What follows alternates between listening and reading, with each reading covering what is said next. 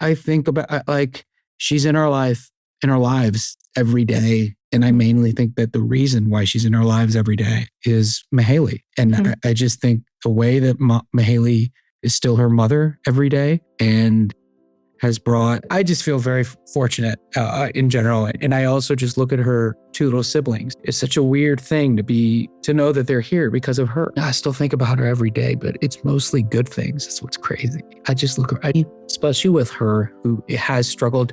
Surprise when I said the surprise thing is anxiety. That's her. She has a lot of anxiety. And so she's struggled at times to see the light in life. When you've been through darkness, and I think you probably know this yourself, the light shines so much brighter. Welcome to The Rainbow Connection. This podcast was designed for mothers who are finding their way through life after loss. Whether you're grieving, trying to conceive again, newly pregnant, or holding hope in your heart for what's to come, this space is for you. Each week, you'll hear real and tender stories of love, heartbreak, healing, and the babies who continue to shape us. I'm your host, Kristen Mundy, a mother, doula, and a woman who's walked this path too. May these conversations remind you that you are not alone, that your baby is never forgotten, and that hope and grief can live here together.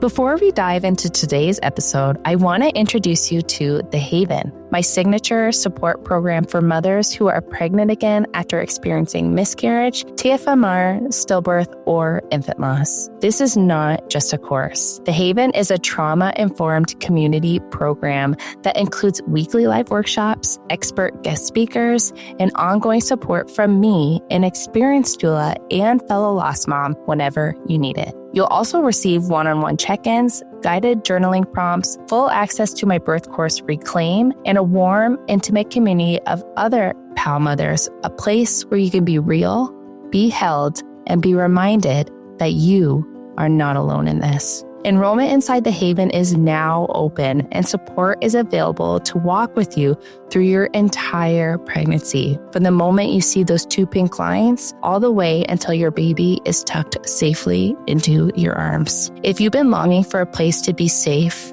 be seen, and be supported throughout your pregnancy, then The Haven was made for you. You can learn more at thedoulalife.ca/haven. Inside The Haven, your baby is remembered, your voice is honored, and you are fully supported every step of the way.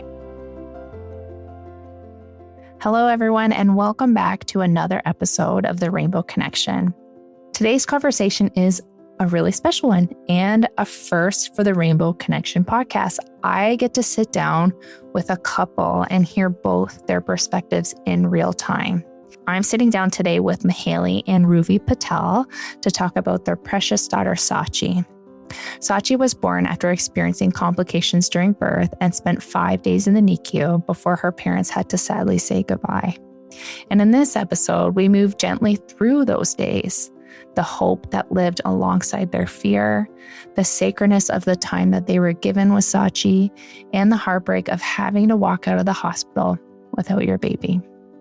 Mahaley is a licensed marriage and family therapist who specializes in perinatal mental health and infant loss. But what struck me so deeply in this conversation was how losing Saachi didn't just shape her personally, it reshaped her calling. Her daughter's life continues to guide the way she shows up for families, and ultimately is what led her to write her book, A NICU Story, which was born from both her lived experience and the desire to help other parents feel less alone in their NICU journeys. It's definitely something that I can relate to on a personal level with my own story and with this very podcast. We talk about what grief looks like in a marriage. We talk about survival mode. We talk about pregnancy after loss. We touch on surrogacy a little bit and what it means to raise rainbow babies while still carrying so much love for the child who came before. Now, this conversation is a very real conversation. We actually laugh a lot, which is kind of odd with, the things that we are talking about, but it just goes to show how lost parents can relate to each other on a different level and how honest and how real Mahaley and Ravi really are. So I'm really excited to introduce you to them. I'm really excited to share this episode. And yeah, let's dig in, why don't we? Enough from me. Let's hear from Mahaley and Ravi Patel. Hello, everyone, and welcome to another episode of the Rainbow Connection. Today, we have two special guests, and this is the first time we're going to have a couple joining us. So I'd love to introduce you to Mahaley and Ravi Patel. Hi, guys. Thanks so much for being here. Very excited to be here.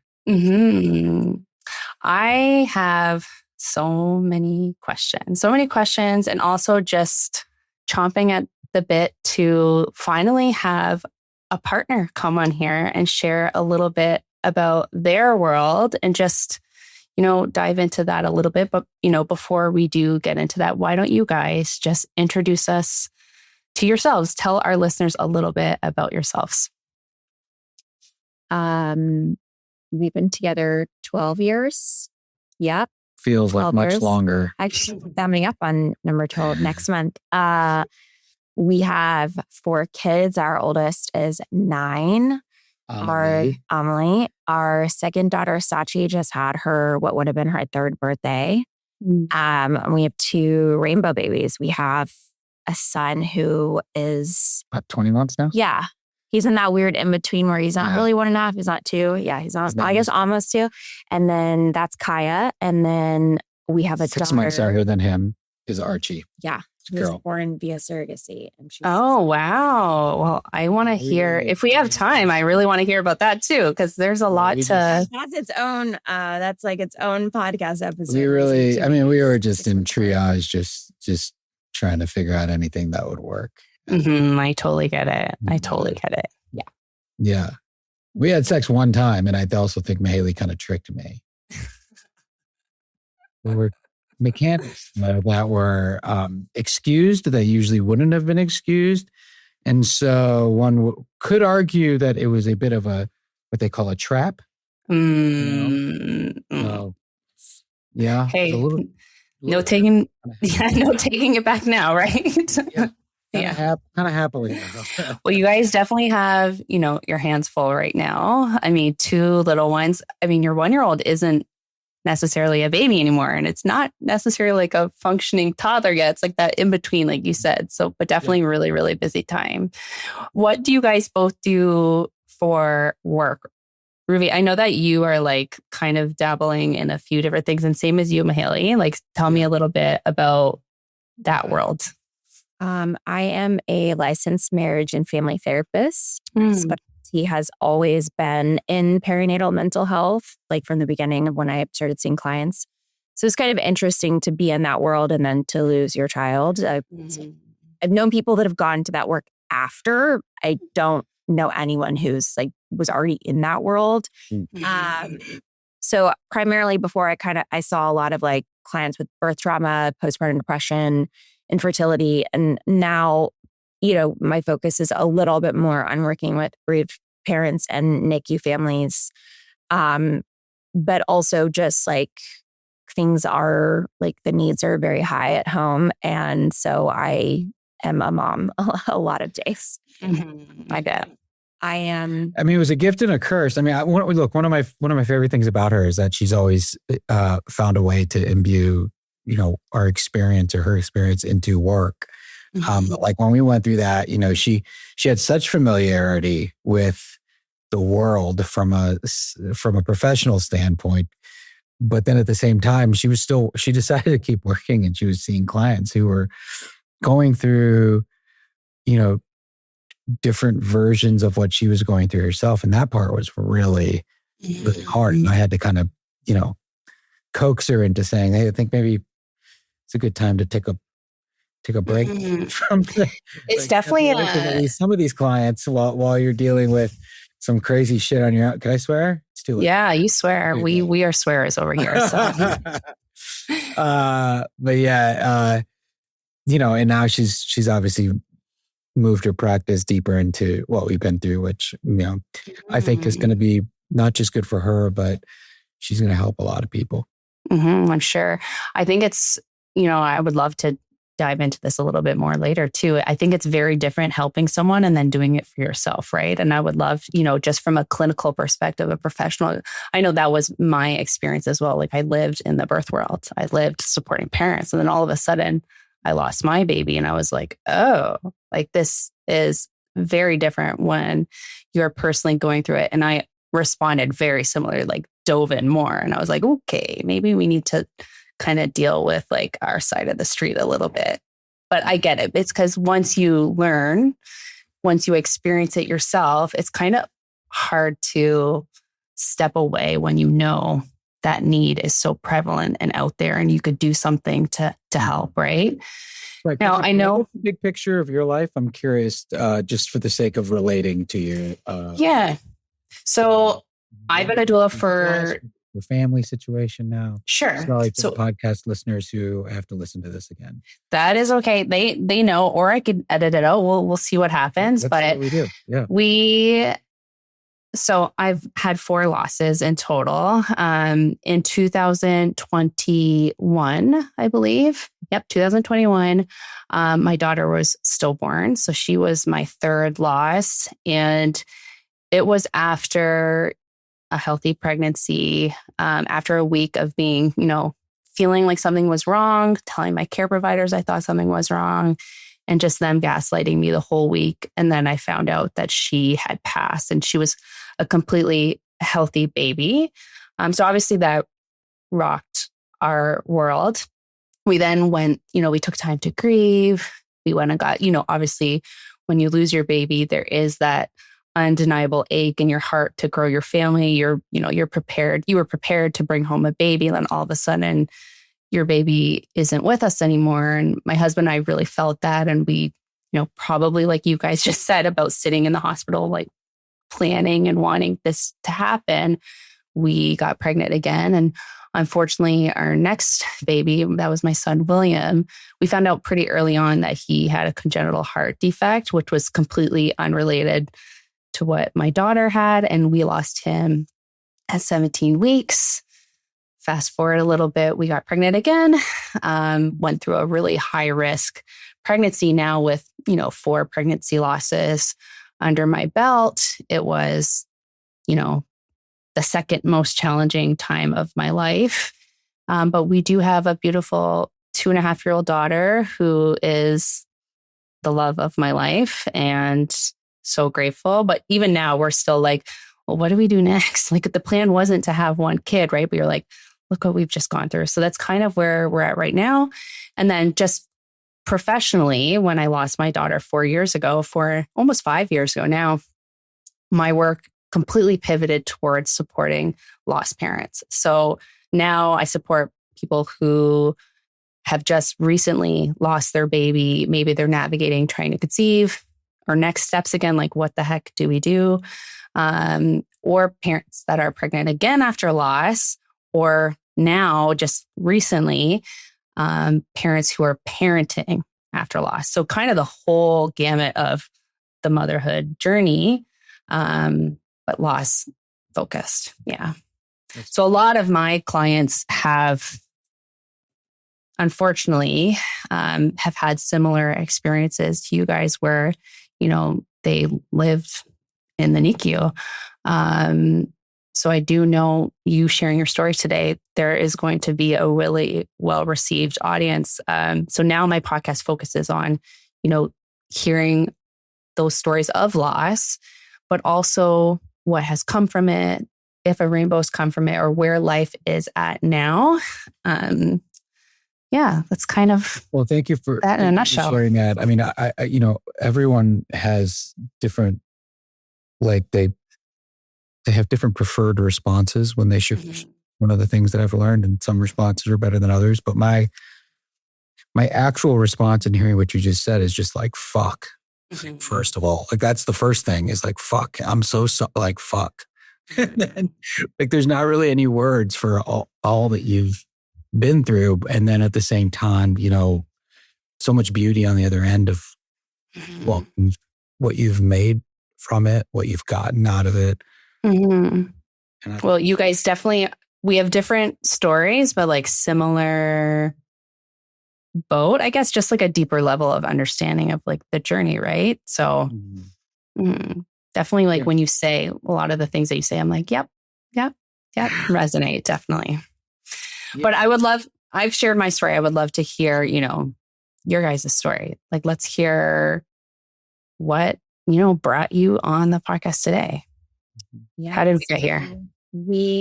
Our second daughter, Saachi, was born in February of 2023. I mean, it was a, I would not say a super hard journey in terms of like infertility or anything like that to get to her, more just in deciding what we wanted our family to look like. But that's another podcast for another day. So pregnancy was super like uneventful. It was quite a hard journey though, getting to deciding. Yeah, it was. Yeah, and then for even sure. Trying to have her. For sure. The pregnancy with her was like pretty uneventful. The only thing really that was there, I've had in all three of my pregnancies hyperemesis, and so that obviously sucks so much. But I think just knowing that that's likelier than not what I was facing the second time around, and our oldest daughter was 5 to 6 during the pregnancy, so like a little more independent. So it was pretty uneventful overall, and I went to all my doctor's appointments. I was being seen by an MFM because of hyperemesis. So I was having extra scans. Everything was always normal, great. And then like right around my due date, I went into labor naturally and went to the hospital just like I did the first time around. And,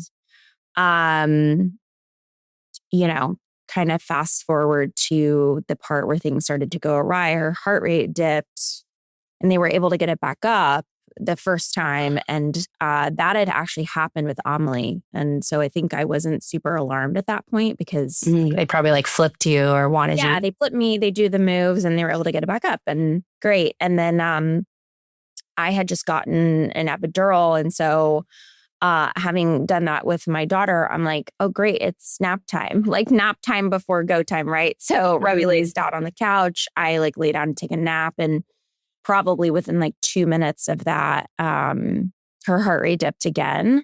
And, it was that thing where like one person comes in, then it's 2, 3, 4 people, then it's 8 people, then it's 11 people and so on and so forth. And so they told me at some point and told him that they were going to take me for an emergency C-section. I didn't realize at that moment that something was wrong with her because it just kind of all happened so fast. And I had kind of like weirdly had this fear. I don't really know where it came from. I think I was really scared of the shift of going from 1 to 2 kids. And I had like weirdly had this feeling like I was going to die. I don't know why I had that feeling because obviously I didn't die and my life was never in danger and I'm here today. But I remember like feeling like that for the first part of the whole thing as they're like wheeling me away. And this is such a bizarre part of the story, but it's something that always sticks out. I read this thing forever ago that like if you're ever in a situation that's dangerous to like tell that like if it's someone that's like trying to like rob you or something, like tell them about yourself, like to humanize you. And I remember screaming, that like popped in my mind. And I remember screaming out to the nurses, like, I have a 6-year-old, like, please save me because like I need to get home and like also be a parent to her, So that's obviously not what was happening. Saachi, it turned out, had meconium aspiration and was without oxygen for like a pretty substantial amount of time by the time they took her out from the emergency C-section until the time that they resuscitated her. And she was, the hospital that we were at had a level 3 NICU. So she was taken immediately, put on a cooling blanket for those that, may be listening and familiar with that process. And then she was transferred over to, thankfully, like they wheeled her, over next door and she lived the majority. I mean, she lived all of her life there. And it was kind of a series of events to not only get her off the cooling blanket, but to also understand the extent of the damage that had been done to her and had been done to her brain and her organs from the lack of oxygen. And so, that was 5 days in the NICU. And at the end of the 5 days, she died. She died in our arms. And, that's kind of her whole, they said it was some of the worst damage that they had ever seen. Story on that. So, it was, like, I think anything like that, of course, is a shock, right? But when you have a supernormal pregnancy from start to finish, we had a series of tests done, that, try to determine if it was something that like was missed and, might affect like subsequent children down the road or subsequent pregnancies down the road. And for better or for worse, it was a complete fluke. Like something like 20% of births, meconium aspiration or meconium is present, right? And of that 20%, it's like 1% or less. I probably am getting these statistics wrong because it's been a minute since I've looked at it, but we are basically in a less than kind of 1% there. Yeah, like I've been a birth doula for 8 years. There's definitely been a lot of births where I have seen meconium, and I'm just so sorry that happened to you guys. I mean, as her partner, how does that feel, to hear? One thing I've realized is like, there's like almost 2 different traumas happening at once. There's the trauma, obviously, of your baby's health and well-being and the fear of what is happening to them. But as the partner, it not happening to you, like I'm assuming that you were probably put under general anesthesia and that you weren't allowed in the cesarean room. Like, what was that like being a partner, just witnessing, this event kind of happening in front of you and not knowing, maybe what's going on? I appreciate that you said that, because it is, I think we talk often about how our experiences and our traumas were so different. And I think for me, she was going through the trauma of a loss of an expected life and life together, right? And then the physical trauma, in addition to that, of just, having the surgery and all that. And I would say in spurts, grieving the loss. And that was, crying and all sorts of stuff. But the majority of my time was, being preoccupied by trying to just be proactive in running the business of the moment, which is, it was significant. There was just a lot of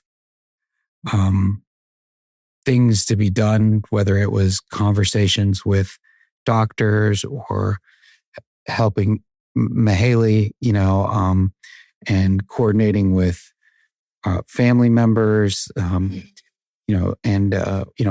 thinking about our daughter. And, there's just a lot of just logistics. I mean, it was like a full-time job just dealing with just talking to doctors, but also just being really proactive about getting ahead of decisions. I mean, there's just so many of them. And you realize when you go through something crazy in medicine, the one thing that becomes obvious is that, you think medicine or as like this objective science where there's always a right and a wrong, but there's actually so many different opinions and different ways to handle every situation. And so that took a great deal of my time. And then you also end up spending a lot of time just being like a call center, like a call center operator for grief for all the people who are, who love you and are trying to support you. But that ends up being kind of a job. You're like communicating with everyone in your family or all these people who need to know what's going on. And then, you're communicating to them and then they start crying. And then you're like, then you're trying to make them feel better. Like you end up being a caretaker. Yeah. Which they're not doing anything wrong, but you're like, okay, well, I can't like say bye while they're crying. So now I got to sit through this while they're finished crying. And, you think maybe I'll cry again right now. Sure. But so it was a lot of that. I mean, the way I always tell people is like, if her grief was more about loss, mine was more about like, I think I experienced less grief and more just trauma of this. It was like more the trauma of the 5 days and maybe the few weeks after Saachi was born, because that was like, felt a lot like being the captain of a very big sinking ship in a storm, well, probably leaves like very little room for you to really feel much at all, right? Because you are jumping into like this caretaking role or managerial role. Like I remember even with us, my husband had to do, all the funeral arrangements or like all the phone calls, all the really hard decisions. I know I wasn't in a place where I could even, think clearly. And I'm not sure if that's your experience too, Mahaley, but it's so interesting to me that, those stereotypical roles that we have, like that's kind of ends up what happens, right? There's like, yeah, totally. And I've wondered, was I just being a man? Because I also know that would be my coping mechanism. The mechanism is to find a way to be busy and to be in charge. Yeah.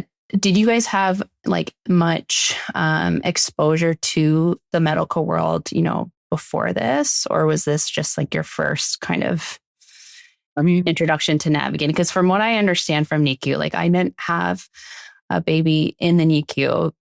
It kind of is like you said, those first 5 days, where you are navigating all these opinions and decisions. It's so traumatizing. And it's like a huge compounded trauma. It's not just like an event, right? Because you're living in that trauma for days on end, wondering what is going to happen and what's best for your family. Like, what was that experience, like for you guys? And you're making these, the biggest decisions, what feels like the biggest decisions of your life at life changing, right? Your lowest level of, mental acuity. It's funny. Mahaley was probably closer to what you're describing in yourself, like very low energy, certainly, I don't even know how to explain it. Like just.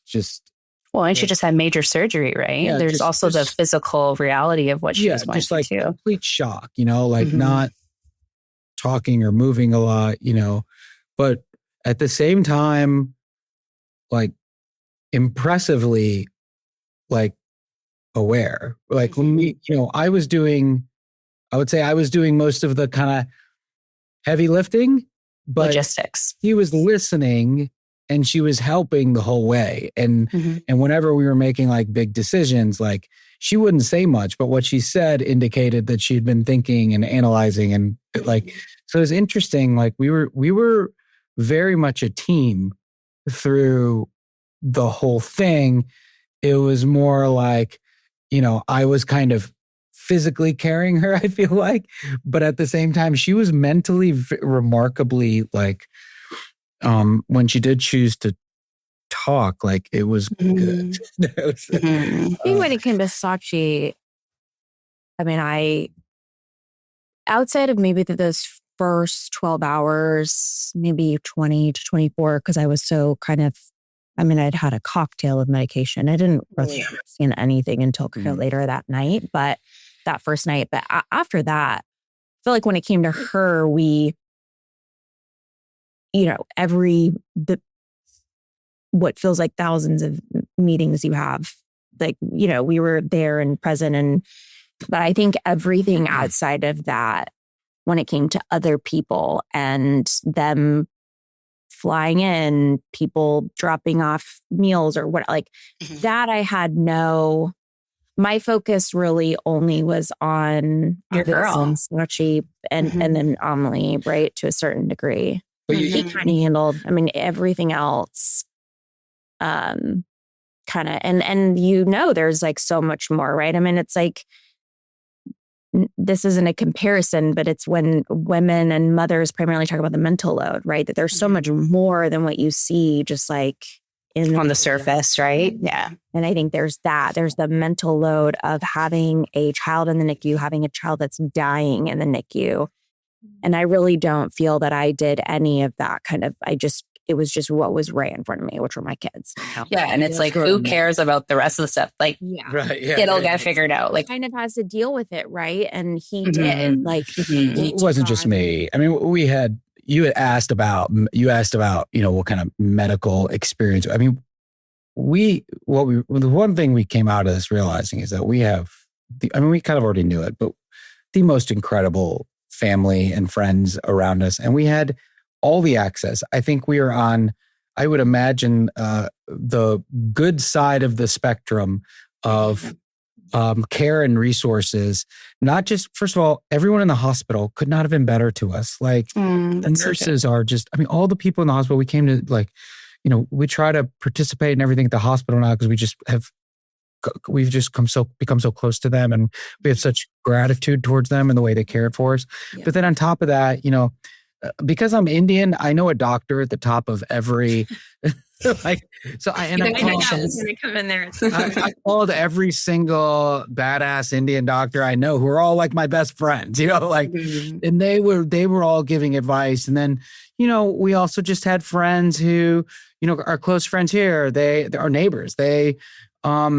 Their best friend works in the cardiology, like pediatric cardiologist at Vandy. So she added herself to our team, showed up to see us multiple times a day, even when she wasn't working. And then just our community of friends between LA, New York, and Nashville, just, showed up and just made every call, and just it was just, we feel like we got the best of the best support. And honestly, that's why we're even, doing a podcast like this, because I think we feel such great responsibility that we know that other people who go through this mostly go through it alone and don't get to do this the way that we got to do it. And we want to figure out a way to, help others who go through this kind of horrible shit, but maybe don't get it to do it with the resources. I find it so interesting how people kind of come out of the woodworks for you, right? In those moments of distress. And you're just like, oh, wow. Like, yeah, I didn't know that. Yeah. Yeah.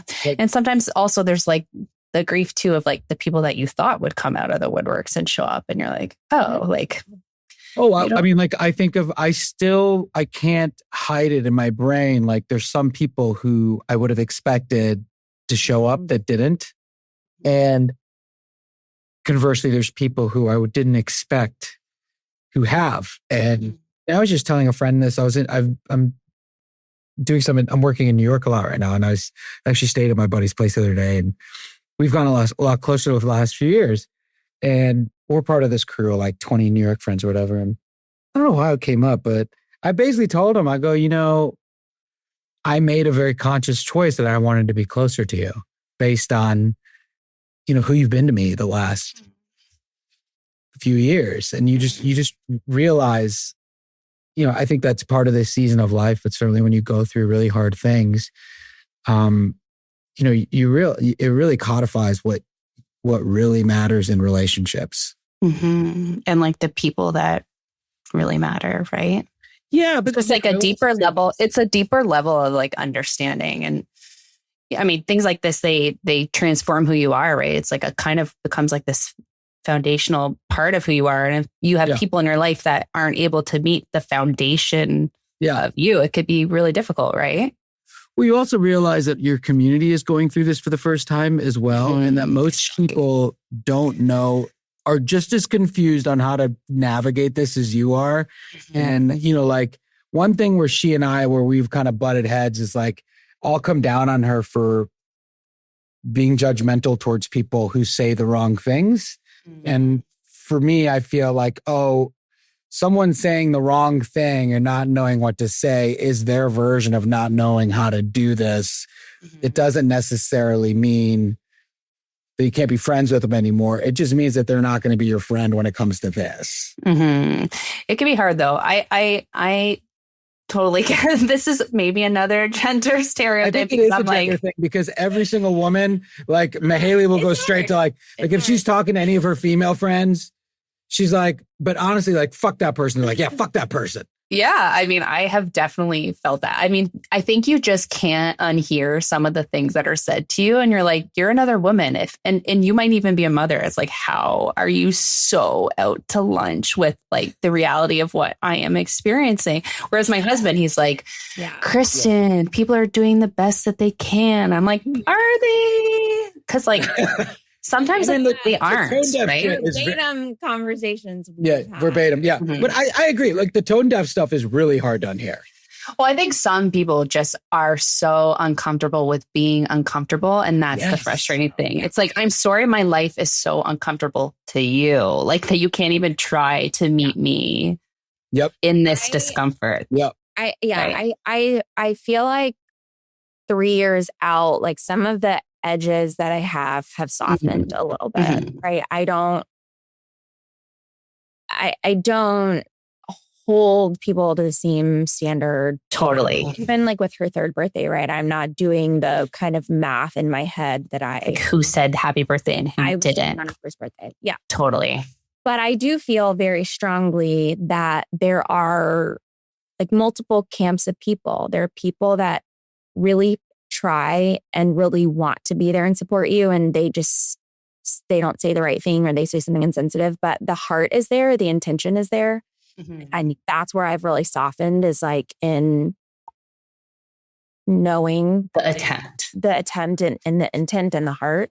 But I do feel, and I have friends that are in this category, and I've just learned they're just going to be a friend in a different way, where their need to say something is their own discomfort because they can't go there. They can't, they don't want to, imagine like what it might feel like to lose their own kid. And I also think in our situation, because it wasn't an obvious like,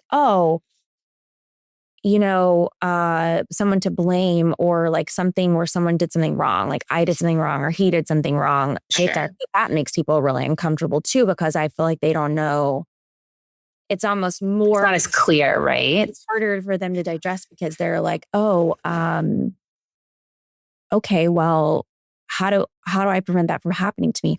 Oh, I can't. Like there's nothing to do, right? But you're just like, there's so much you could do. I do also think part of it is, and maybe this isn't your experience, but there is a little bit of ego in it too. Like the people that just want to come in and problem solve and fix it, or maybe they're uncomfortable.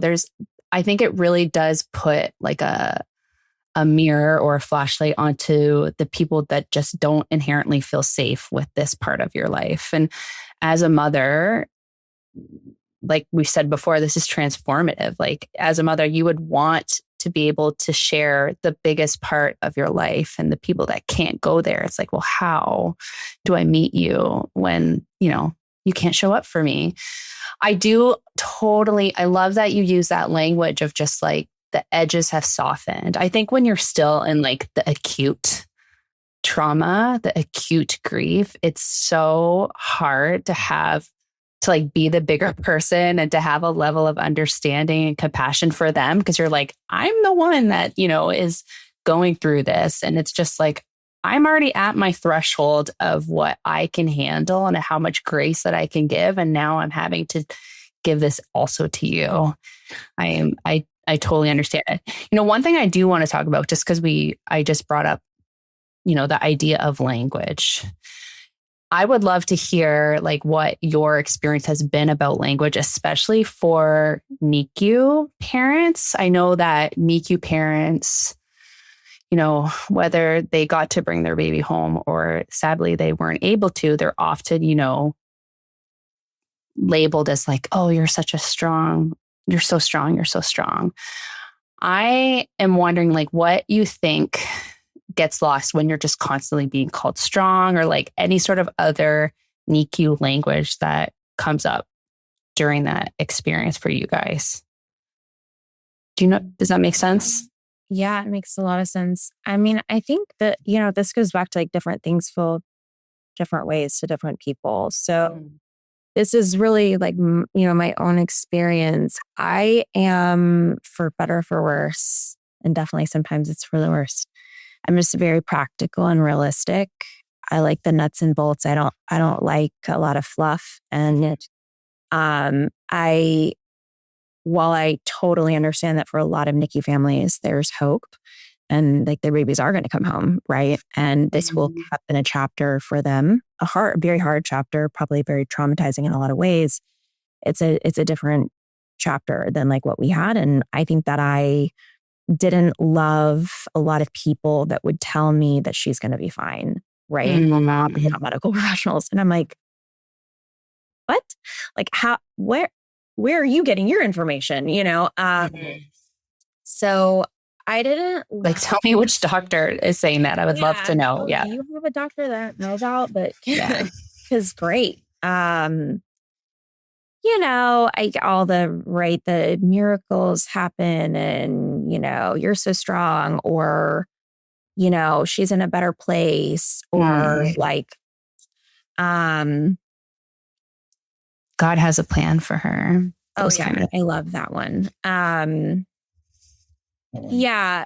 I hate that one so much. That one drives me. That one drives me. Oh my God. Nuts. Like heaven needed another angel. Or like, pardon? Yeah. I needed. That's the most fucked up one, because it implies that this was like a good, like this was a great thing. Like, it's so, I mean, I know people are just saying it because they don't know what else to say, but it's, if you thought about it, it's so stupid. Yeah, like imagine saying that, go through this tragedy for the world to be a better place. I just feel like, would you ever say that to someone that like lost a parent or lost a grandparent? Like God needed them more, or God has a plan, and you're like, they say the same thing. It's just a blanket. It's crazy. It's just, yeah. I think it's fucking insane. Yeah, it is really insane. For some people though, like that idea probably is really comforting, or they believe it. Like they genuinely, I just don't like the idea that we all assume that feels the same way for everyone else. Just for me, that is a really backwards, twisted, like demented idea, and it does not feel good to me. And I don't really understand the implication of it, right? Or like karma or past lives, or I'm like, what? I only live in the present. I don't. I just, I think for, again, my own experience is like, I feel like I was kind of always rooted in the here and now, and now I'm really rooted in the here and now. If past lives are a thing, that's great. It's not doesn't make sense to me. It doesn't like fill the gaps to my story. And the reality is like, I'm always going to have those gaps. Yeah. I know belief system is going to fill those. It just, that is the story. And I have to like learn how to live with that, I'd love to, hear a little bit, I know obviously your story brought you to, I know you talked about like sharing is like going to help people, and Mahaley has walked into like a role of helping people. And obviously a huge part of you helping people is releasing your book. I know that is a huge tool for any of those that need it. I would love to hear, what brought you to actually making the decision to write the book, and just hearing a little bit. I have some other questions, but hearing a little bit about the book in general. The idea came for the book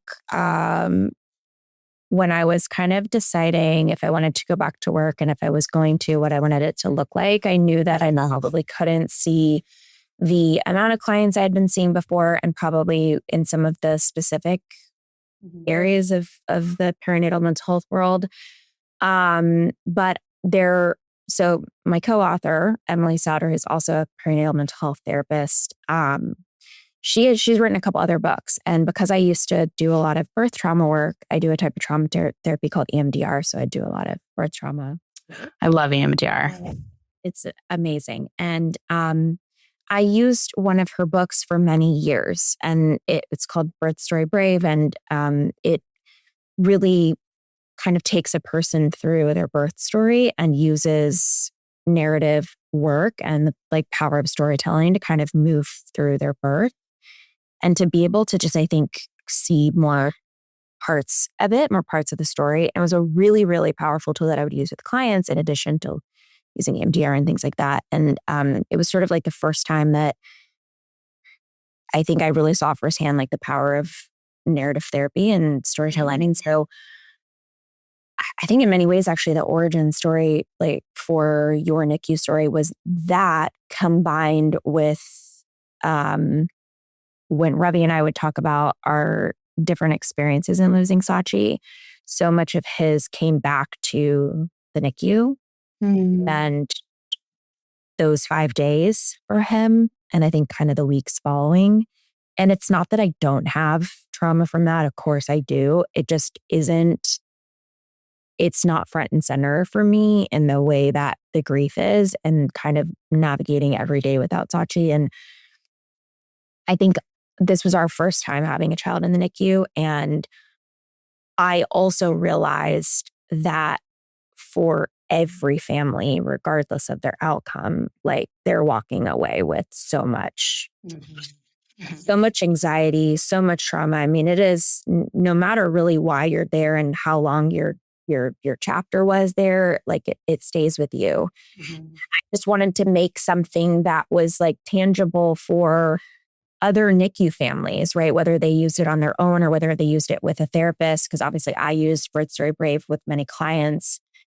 And that isn't, I had never written anything before. And so I reached out to Emily and just kind of told her my idea and who I was. And we decided to collaborate on it. And what I really also wanted to do is make a space for partners in the book. Because I think many tools and resources that we have are for like the mother, the birthing parent, right? Whoever kind of is a primary role. And I think that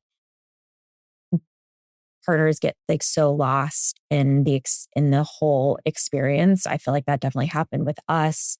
Well, it sounds like, because they jump into one of the big things is they jump into the caregiver role, or like maybe they don't get mat leave and they have to like go back to work, or they're taking care of you. Like it really is an entirely different experience. Yeah. So that's how the book came to be. It was sort of that firsthand experience of using Birth Story Brave and seeing the power of that, but then also like his experience. And yeah, I really love. Oh, go ahead. Sorry, this is going to sound so dumb, and you're not going to like this. Because I should already know this. Every time he says something, this happens a lot, and I'm always like, "What's about brace?" Cannot wait. I know. Been really unimpressed with me. Well, so the idea of what is it? It's called narrative. What's it called? Narrative work. Narrative therapy, narrative interventions, okay. Narrative work.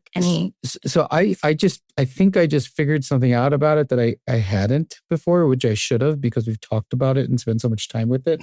And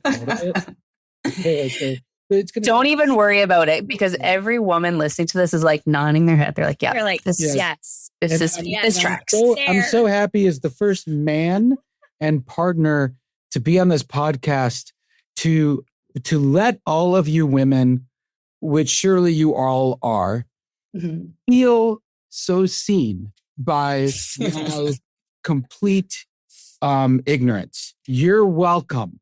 So the purpose of the narrative work is essentially to help you not just write your story, but to rewrite it so that it reframes the story that you're telling to yourself.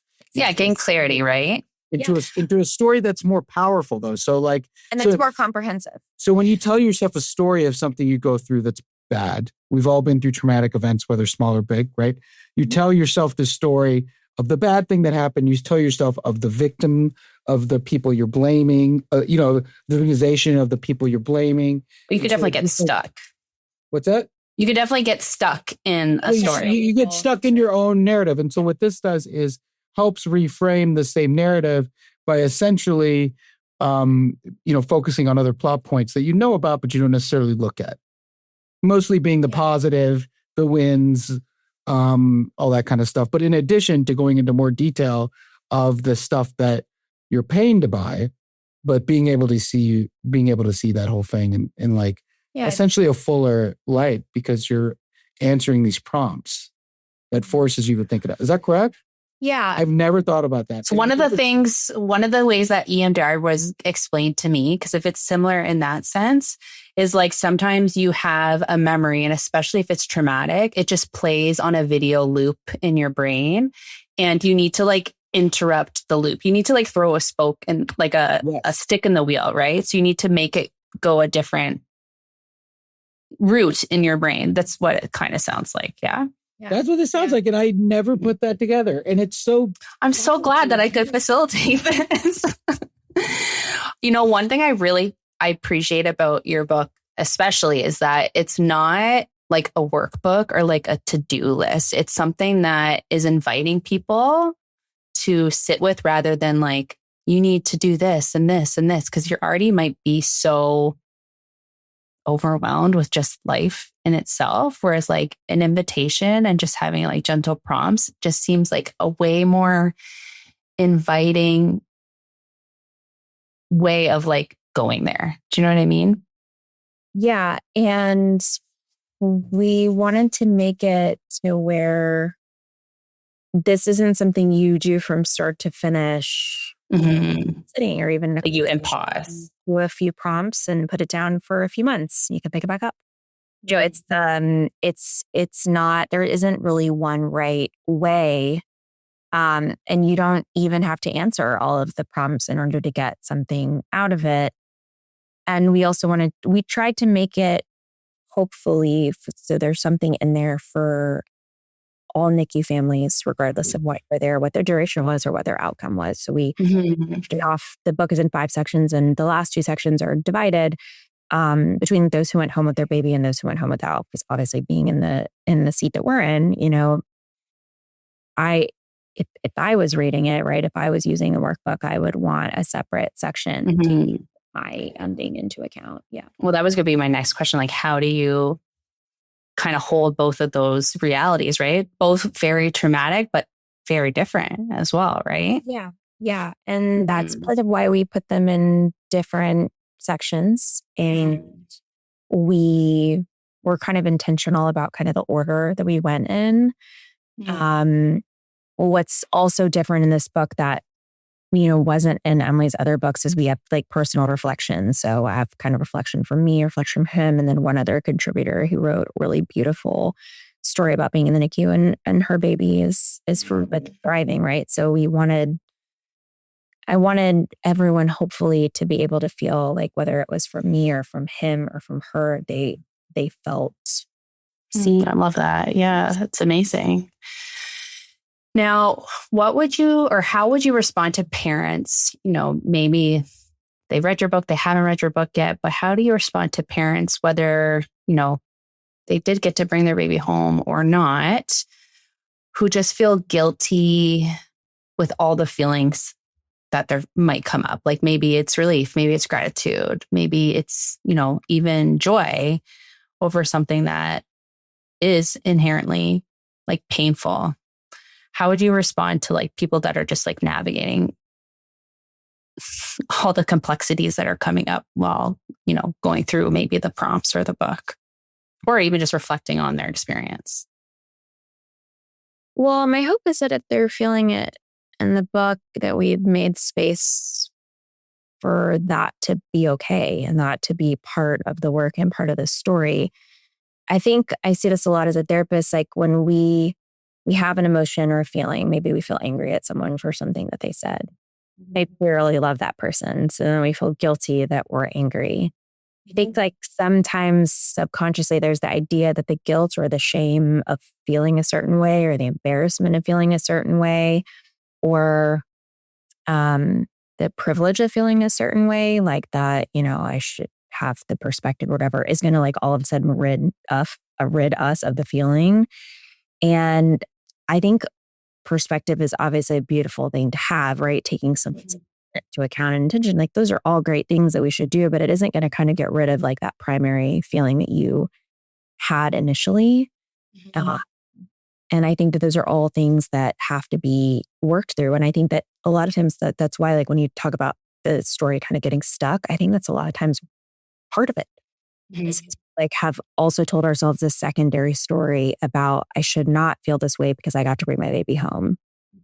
Or, I should not feel this way because like, I lost one child, but I know someone who lost two, or I had a rainbow baby and someone else who lost a child. Like that one comes up for me a lot, right? Like that comparative suffering kind of thing. Like that there are other individuals who've lost children who don't have that, right? Maybe because children lost were older or because they haven't had that experience. So therefore, like I should check myself because I have two rainbow babies, right? So I think it's very normal.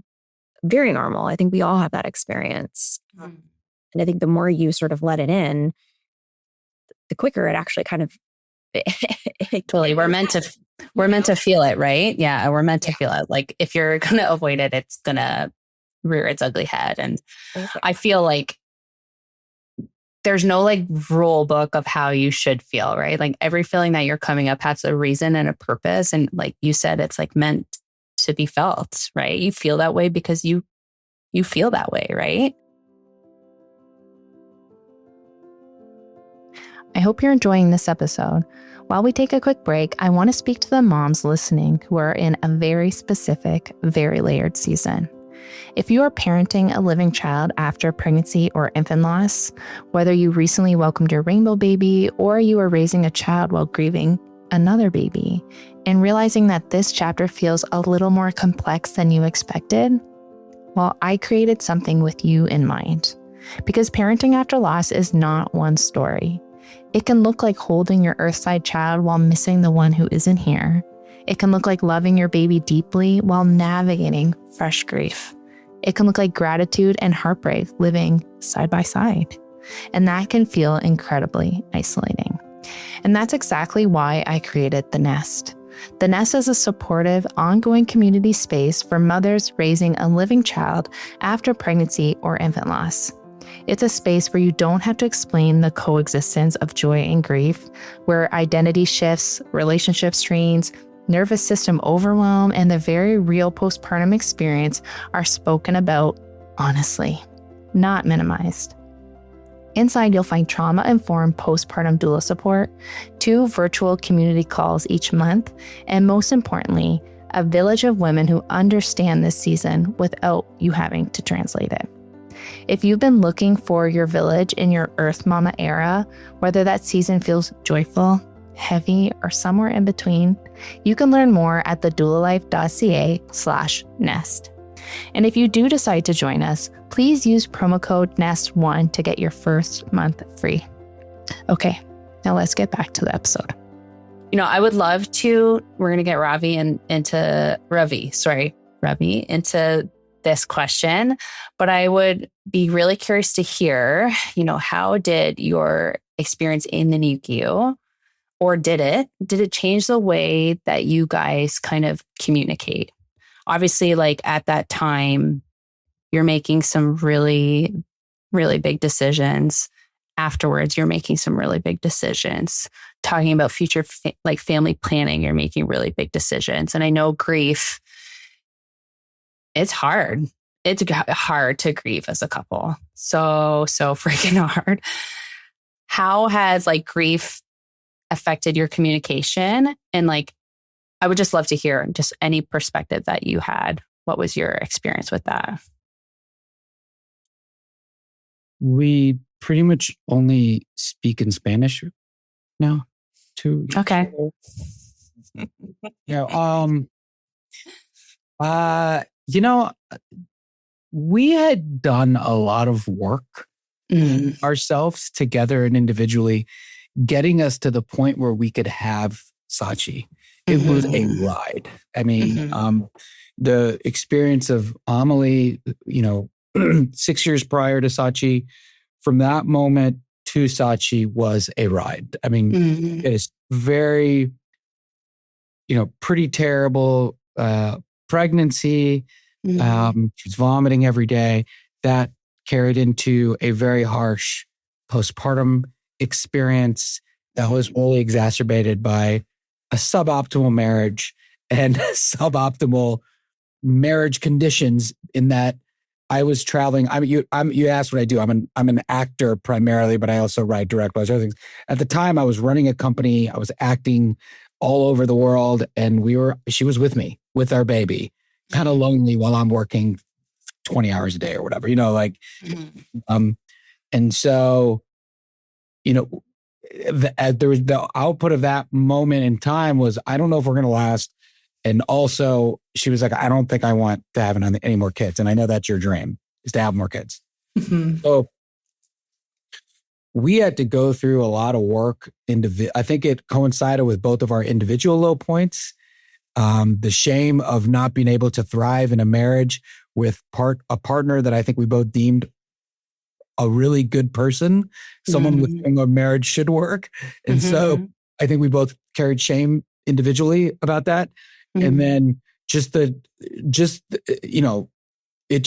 when marriage sucks, it really fucking sucks. And then you're raising a little baby in the middle. Well, it bleeds into everything, right? Affects everything. Everything just gets really dark really quickly. And, so there were moments of joy, but there was a great, cloud of darkness over us for a long time. And so we had to do, when she did finally approach me, I don't know, like 2-3 years later, it's like, hey, I am ready to talk about the idea of having a kid together. There's a lot of couples therapy. And I say that to mean the great irony of having lost Saachi is that the thing that got us to even having Saachi is the thing that got us through losing her. I didn't think I was going to get to have any more children.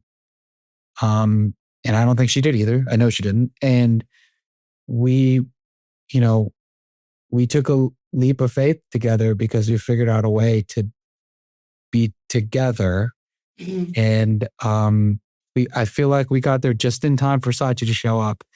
And then I think that's what got us through that moment afterwards, is just, we'd fixed a lot of problems. I mean, I think by the time we had Saachi, I actually respected her in a way that I don't think I did before. My great lesson in marriage has been, and I think this is a predominantly, another one that is pretty common from between genders, is, in every marriage, marriage is when you date someone, there's that great Chris Rock bit, you're dating that person's representative. And, like I tell her all the time I should sue her because she's not the fucking person that I was dating. I'm close. Ditto. And are any of us though? Are any of us? Yeah. On my hand. So marriage is essentially like a decision to, handcuff to a person while you're going through this reality show where you find out other shit about that other person that you didn't know till it was too late. And then you can't. And then you have to like pivot together, right? Yeah. You have to like figure out a way. You're like, oh, well, I have debt. Oh, I have a crippling anxiety. Oh, great. And then you're dealing with all this bullshit that you're like, oh, this is going to really screw us for the rest of our lives together. And then you're deciding whether or not you're going to, how are you going to deal with being screwed together? And, my reaction to a lot of, what I viewed as her shortcomings, she, to her credit, has always been really accepting of me. Her reaction to issues with me was more of like, she gets small sometimes in response to some of my bad qualities. My response is very kind of alpha male. Like I get annoyed. And I think to myself, essentially in my head, the thought is I shouldn't have to put up with this shit. Like why am I putting up with this stupid shit? That's what, and I've talked to other men. Turns out we're all thinking this. This is generally, I think there's some sort of male ego at play there. Tolerance, yeah. Well, that is often what we feel in a marriage is a level of superiority. of like, we shouldn't have to put up with this shit. And I know I felt that. And so what did that mean? Anytime that she annoyed me, instead of helping the problem, I actually would exacerbate it by the way I was reacting, which was like, why are you fucking saying that? Why are you doing that? Or you don't have to do that, very condescending or, reactions that would only make things worse. And I think by the time we got married, what I had realized was that, you're part of what marriage is a call of duty to actually be the hero to your partner's weaknesses, to actually, see and love the parts of a person that you, or maybe even that person may not be inclined to love as much. In fact, it's reminding me of I'm sure you've listened to the Stephen Colbert episode on Anderson Cooper's podcast. It's unbelievable. And, I think he talks about grief and how it's like it's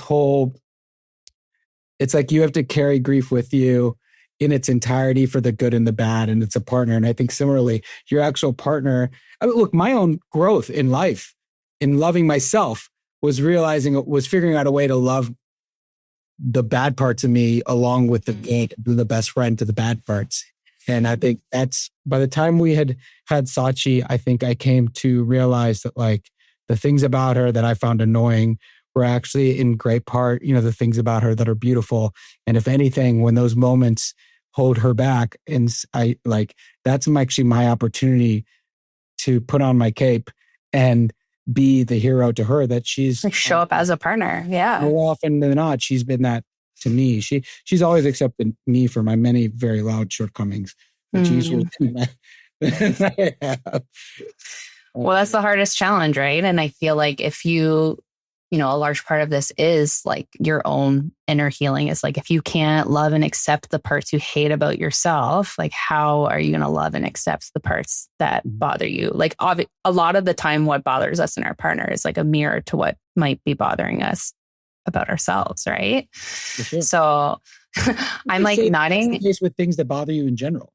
Yeah, I'm nodding my head so much because my husband and I have gone through, and we've been together for 12 years too. So maybe it has something to do with the 12-year mark or whatever, but we've gone through our own, hardships too. And have had to do a lot of individual work and couple work, but ours was like kind of backwards. Like our hardships, I feel, came after the grief. And like the moment where you can kind of exhale and like kind of canvas your life, and like you're like, oh my God, like what did we just go through, right?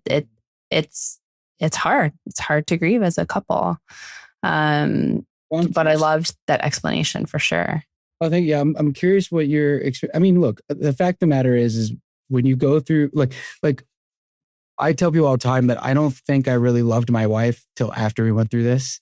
And it's not that I didn't love her. It's just that I don't think, now I know what love is. And it's this thing that we've built together. And maybe there's this other element of it that led us to marrying each other and committing to each other.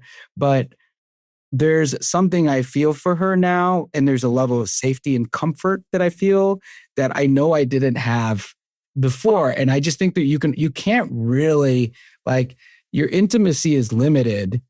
Like, this is a weird thing to say because I'm not saying, that, maybe God has a plan, I guess is my point. No, the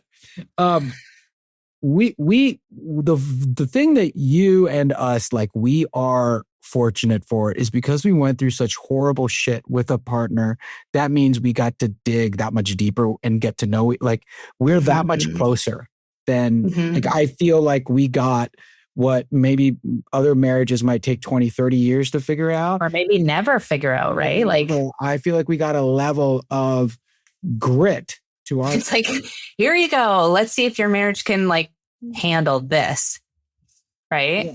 And by the way, my attitude right away was, and I think this is because we had done so much work and grown so much.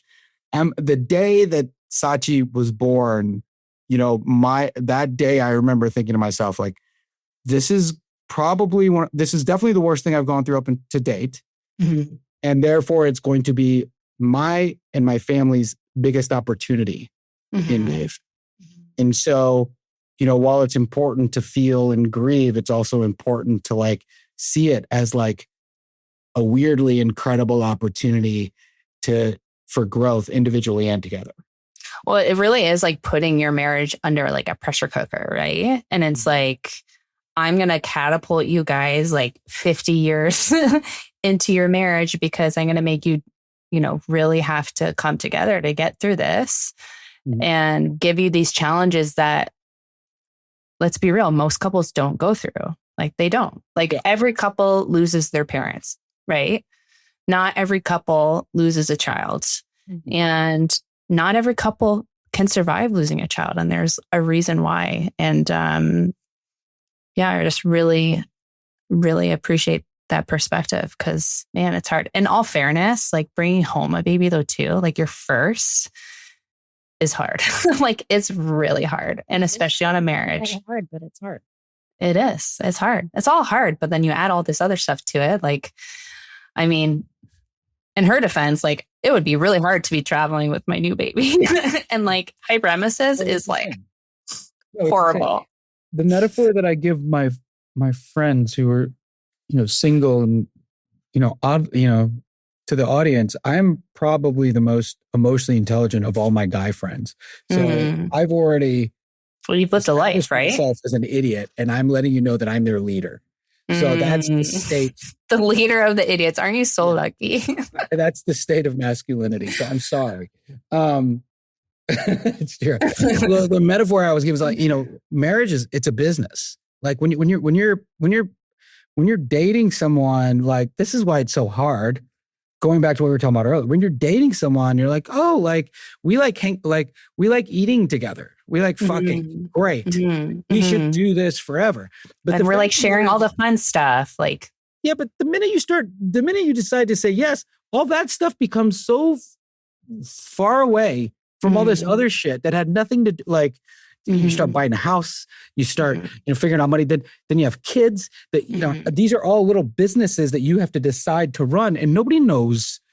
You never talked about whose job, like who's in charge of what, and how you guys are going to work together in doing this thing. And so, like, especially parenting, which is like, it obviously feels like this is a big deal. Like we could fuck this up, so we'd rather not. Like. It's a stress test on your marriage and all totally this company. And every time you go through something big in your marriage, it's like another part of your business that you were not prepared for. An audit. Right? It's an audit. Yeah. Yeah. It's tough. Yeah. That's why I think therapy is so fucking important. I think it's so important. Individual and as a couple, right? The way I get all my dumbass bros to get into therapy is I tell them, hey, therapy is a board meeting for your life. It's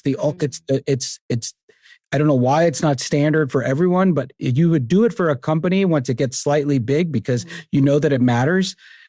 All you're doing is you're having a meeting to set and track goals. And sometimes it's triage, sometimes it's aspirational, but you need to have that meeting where you talk about your goals. Well, it's the same thing as like going to the gym to take care of your body, right? It's like, go to the therapist to take care of your marriage. Like this is the most important, like it's a foundation of your life. Like why wouldn't you give it love and attention? I think it's so important that you're saying this because there are so many men that are scared of talking about their feelings and going there. And I'm always like, but why? Like, it's going to make your life better. Like, have you ever heard the expression like happy wife, happy life? Like, it's true. Like, just to be a cliche, but it ultimately will serve you, right? So I'm glad that you are able to say that. Did I tell you that I talked to Dad about therapy? Did I tell you about this? Oh, yes. I think you told me that when he was here this last time, right? I was in Charlotte, and that's where he lives. And trying to think what we were talking about. Oh, he just turned 80. And so he's writing his memoir. He's at that point in life where he's thinking about legacy and shit, and I've made and been in, multiple kind of documentaries, right? So I'm familiar with the process of, telling stories of your own life, and also the introspection and the discovery that the opportunity to do like that. And so I was talking about that, and I was like, he's very opportunistic. He's like an immigrant, and so he's just always thinking like money and the marketing and all that stuff. And I was like, the number one thing that's going to make this, I was like, when you're doing something like this, you have to ask yourself, what's the why? Why are you doing it? Like, if you're doing it to make money, is that really, you don't need money? Like, that's not why you're doing it, is it? He's like, no. I'm like, okay, so then stop thinking about the marketing, stop thinking about the business. Like, the why is because you want this to be an experience that, helps you dig into your life and understand not only where you've been, but maybe where you're going. And if you want to do that, I think you need to figure out a way to dig into your story that goes beyond what you've always done, which is just thinking on your own. Mm-hmm. And that could be reading books that maybe reframe your perspective. It could be watching other documentaries. And, honestly, I was like, therapy is going to be the most direct way to do it, because you have this third party coming in and asking questions. And, and then I explained to him how, the way we tell the story of our life is simply a story that's in our head. And that means it's always you telling the story. But as you know, there's always multiple perspectives to a story. When you bring in a therapist, you have a chance to hear that story maybe a different way or tell it from a new perspective. And anyway, by the time we were done, he was like, because his attitude towards therapy is just like everyone, like most other people who have the same antiquated theory, which is that it's something you do when something's wrong with you, right? And then I explained to him, and I gave him the whole board meeting thing, which of course hit well. Well, it's a very good analogy for a man. It is a good analogy for a man. So yes. I'll put half this country in therapy off that analogy. Every dude I've ever hung out with gets that talk. But my dad, by the time we're done, he's like, I've never thought about there. He's like, I think I finally understand it for the first time. I love that. Really good, because I'd love for him to give it. See, your working on yourself is also trickling on to others, which is so beautiful, right? And it's going to even trickle more because from a genetically dogmatic family. Yeah. Most oppressively. We like to tell people what we're doing and make them do the same thing. Okay. I love that. Yeah. Love that. Yeah. All right. I have 2 questions to wrap things up with. My first question is, what is one thing that you would want every NICU parent, no matter what the outcome may be, what would you want them to know if you could speak to them?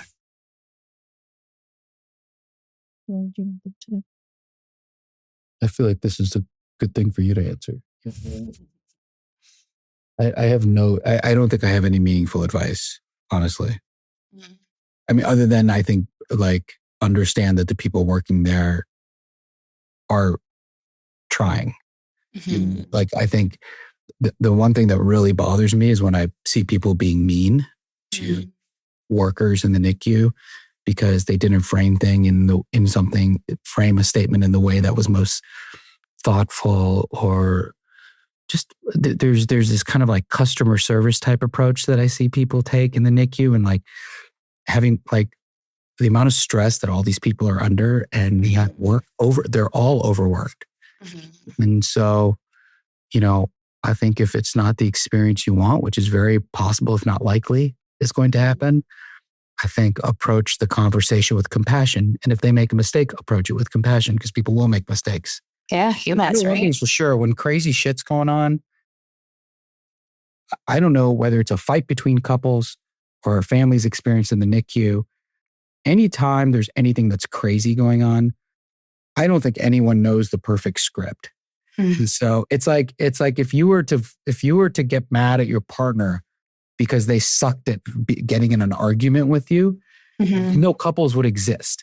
Because we all make mistakes, we all say the wrong thing, we do the wrong thing, we think the wrong thing, because these bad moments in life are so inherently imperfect. And so if you understand that, then it allows you to take a more compassionate approach to it. It definitely makes it. Pulling out what I thought was a decent answer, honestly. That was a good answer. See? Yeah, you did have an answer. I think I would say,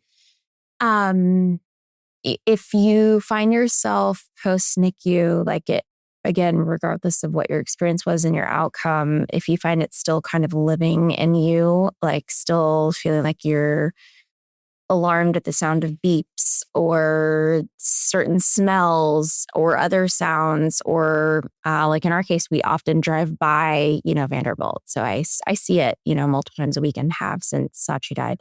Like any reminders, if they still feel like they kind of live with you, like just know that isn't just your experience. It doesn't mean you don't need to do anything with it. It doesn't mean don't go to therapy or do some type of work in it. But I just think sometimes people don't expect, especially when their babies come home, they don't expect like, oh, why does that, like every traumatized now, why am I still thinking about her? Why do I still jump at the sound of the beep? Or to know that, like, I think there's just such a spectrum of like post NICU experiences. And I think just they're all normal. Okay, my next question is, I'd love to hear what your favorite thing is about Saachi.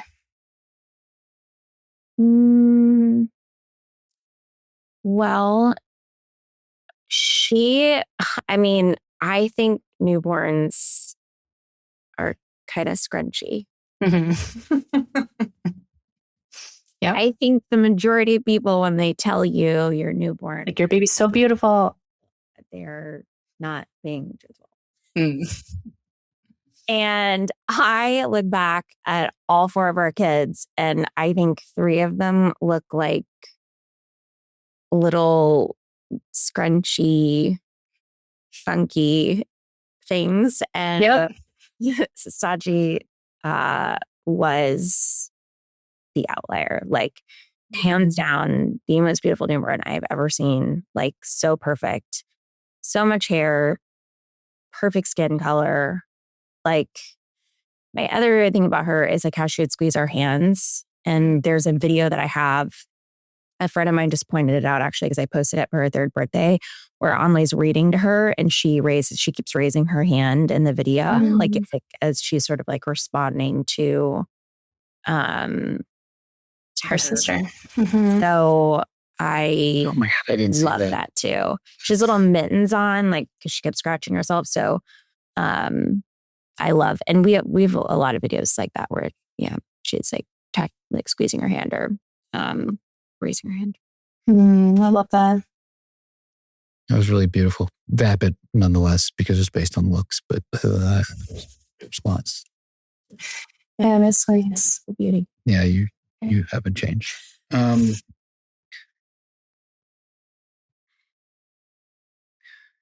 mean, when I think about Saachi, what do I love about her? I feel, we just celebrated her birthday and I was talking about what I think about when I think about her.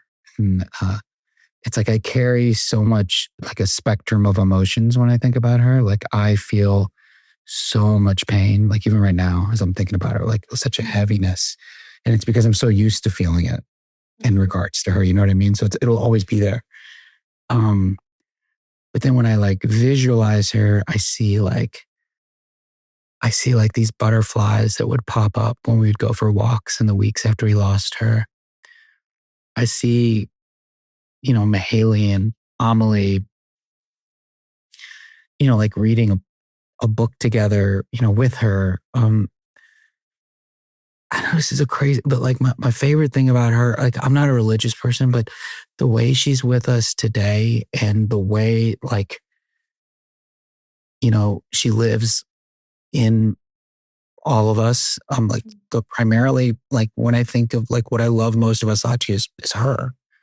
Like I think about what she's, if this doesn't get me laid, I don't know what, well, this feels pretty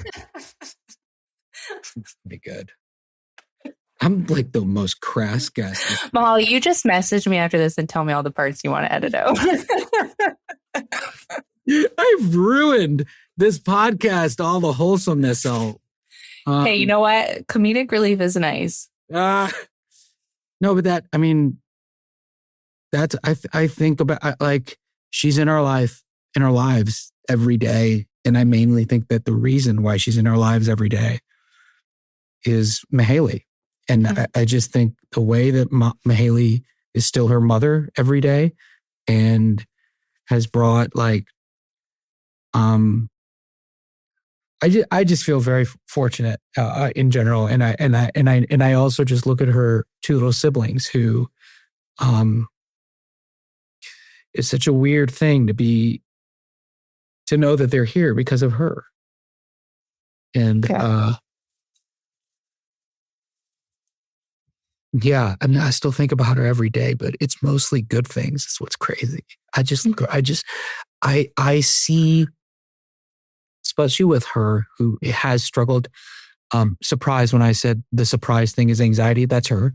She has a lot of anxiety. And so she's struggled, at times to see the light in life. And, when you've been through darkness, and I think you probably know this yourself, the light shines so much brighter.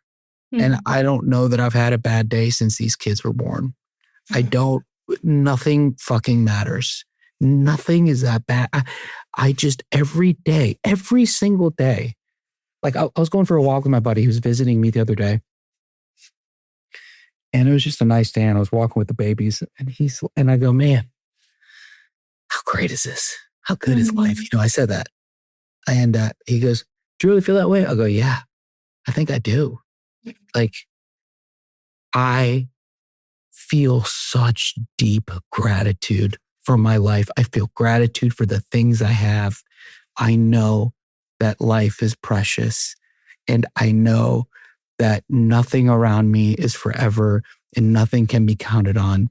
And so I appreciate every day that I get and every relationship I have and every smile I get, every bit of sunlight is an absolute fucking joy. And that is because I know what it's like to be joyless. And Saachi gave that to us. It's true. Your presence in our lives is pretty remarkable. Yeah. Yeah. Guys, that's so beautiful. You feel it's interesting. Oh yeah. Like I was just talking about this with my girlfriend because like I too, used to really struggle with anxiety and you're making me cry.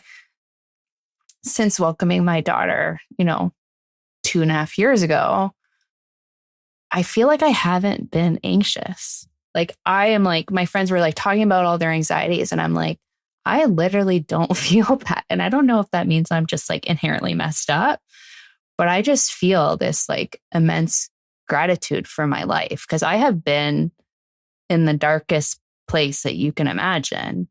And I don't care about some of this stuff like that you guys care about. I'm just inherently rewired differently than you, possibly. And part of that, I hate, everything happens for a reason. That's another one I hate. But my daughter dying gave me that gift. She showed me like the most profound human experience that you could find or feel. And then my daughter, my rainbow baby, showed me another human experience. And I'm just like, whoa, crazy. And like my daughter who's passed, she is so embedded in our life. And same as my son, I've lost William and Vienna. I talk about Vienna a lot because she was the catalyst. Like she's the one that exposed me. But both of them, they're so interwoven in my life that like I constantly have that reminder, like on the tough days, I'm like, this is nothing. Like they're tough, but like, you have no idea. Like it could be worse. And I also just like feel so grateful that I do have their presence in my life and that connection to them. And through my daughter now too, like they're still a part of my family, our family. I wish it was different, but I'm almost grateful that I at least get them in this capacity, if anything, right? So, yeah. Those are beautiful names. Thank you. Yeah, I think about this a lot with Saachi. I'm like, man, that was the best fucking name. Same as Vienna. I think about that too. I love the name. I love the name Saachi. I actually know a Saachi, and every time you say her name, I'm like, I love that name. Yeah. Well, you guys, it's been such a great conversation. I've loved spending time with you. I feel like I could talk to you for the rest of the afternoon. I'm really looking forward to, sharing your story and Saachi's story. And like, there is a whole other big part of your story that we haven't tapped in. So I feel like I'm going to have you come back, because I do want to know more about the babies that came after and like what that experience was like. Like, holy cow, 2 under 2 and going through a pregnancy after loss again and deciding to have a surrogate. Like, there's so much in there that we could dive into, but I just want to thank you so much. Yeah. Pleasure's all ours. We weirdly look forward to this kind of conversation, because it's just a special kind of connection to have with someone else. And I have such admiration for the work you're doing. By the way, our 2 new kids are great, and it's super easy, right, Mahaley? Yeah, it's a walk in the park, and we're loving it. It's so easy. It's so easy when I'm in New York. Yeah. When I'm in New York, it's so easy. When I'm gone, it is. Yeah. Maybe we just have endless amounts of money and resources. I love it. Time together. And, all we're doing is like doing new hobbies together and so much romance. I don't want to get into those details, but it's constant. Oh, yeah. Yeah. Guys, if anyone's looking to connect with you, where can they find you? Mahaley will be in her room with the cats. She notoriously does not post anything in the house. She was talking about it this morning. I don't. I prefer to. But I guess what, Instagram? We're both on Instagram now. So Mahaley Patel, and I think mine is Mahaley H. Patel. There was Mahaley Patel was too. We'll include it in the show notes. We'll include your Insta handles and your book, a link to your book.